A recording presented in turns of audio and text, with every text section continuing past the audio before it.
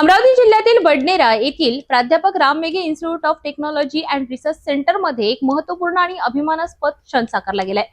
Yaskawa कंपनीच्या सहकार्याने उभारण्यात आलेल्या यास्कावा सेंटर ऑफ एक्सलन्सचे उद्घाटन उत्साहात पार पडले। विद्यार्थ्यांचा कौशल्य विकासासाठी हा उपक्रम कसा महत्त्वाचा ठरणार आहे जाणून घेऊया।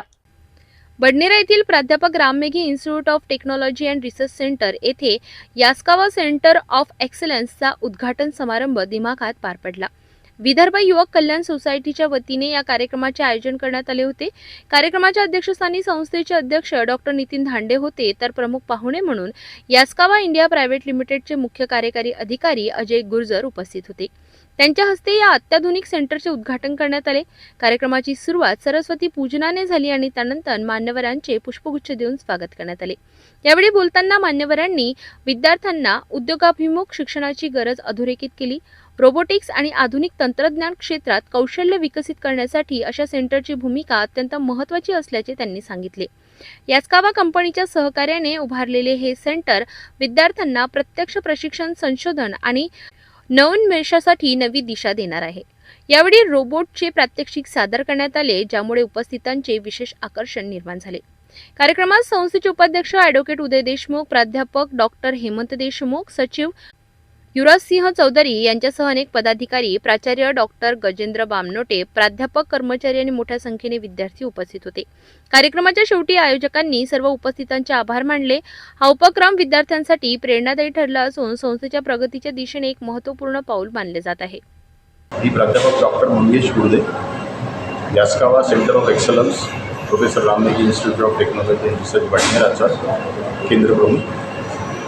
या सेंटरचं आज एक उद्घाटन झालेलं आहे। या सेंटरमध्ये यास्कावा रोबोटिक्स प्रायव्हेट लिमिटेड ही जापानची कंपनी यांनी रोबोट्स इथे CSR फंडमधून विद्यार्थ्यांच्या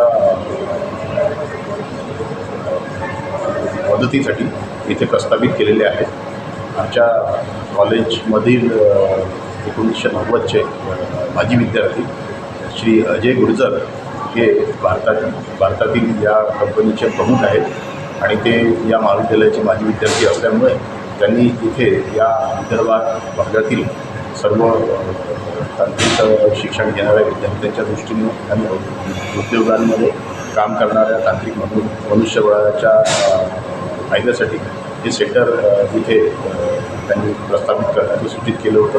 त्यानुसार आम्ही हे सेंटर इथे सुरू करत आहोत। या सेंटरमध्ये सेंटरची स्थापना 2021 झाली आहे।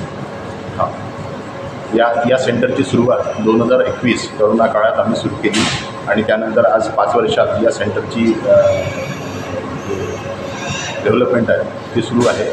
यानंतरसुद्धा अनेक प्रकारच्या सुविधा विद्यार्थ्यांसाठी आणि उद्योगांसाठी इथे आम्ही सुरू करणार आहोत। आजच्या घडीला इथे रोबोटिक्स प्रोग्रामिंग, रोबोटिक्स सिम्युलेशन, वेगवेगळ्या सॉफ्टवेअरमधून विद्यार्थ्यांना रोबोट्स कसे हँडल करायचे, त्यांच्याकडून कामं कशी करून घ्यायची याचे प्रशिक्षण आम्ही देणार आहोत। तसेच येथे ऑटोमेशन हा विषय जो आहे जो आजच्या घडीला उद्योगांना खूप अत्यावश्यक झालेला आहे, त्याचे आम्ही विद्यार्थ्यांना धडे इथे देतो या केंद्रामार्फत। तसेच मॅन्युफॅक्चरिंगमध्ये एक नवीन क्रांती जे 3D प्रिंटिंगच्या माध्यमातून आलेली आहे, ज्यात उद्योगातील लागणाऱ्या विविध सुटे भाग आणि मशीनचे सुटे भाग आणि आता तर 3D प्रिंटिंग हे क्षेत्र सगळ्या याच्यात विस्तारित आहे।